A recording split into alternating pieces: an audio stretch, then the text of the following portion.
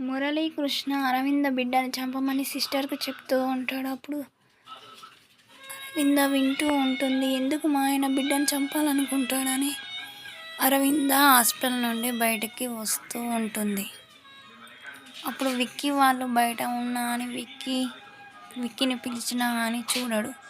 అప్పుడు పద్మావతి విక్కీ దగ్గరికి వచ్చి సారు అరవింద గారు కనబడతలేరని విక్కీతోని అంటుంది పద్మావతి.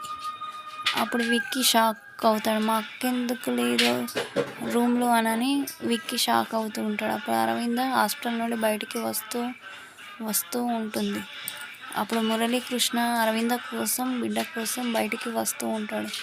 అప్పుడు అరవింద మురళీకృష్ణని చూసి ఒక పక్కన దాక్కుని ఉంటుంది.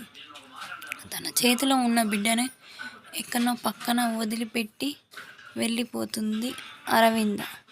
ఆ బిడ్డ ఎవరికి దొరుకుతుందో రేపటి ఎపిసోడ్లో చూద్దాం. నచ్చితే లైక్ చేయండి, సబ్స్క్రైబ్ చేయండి.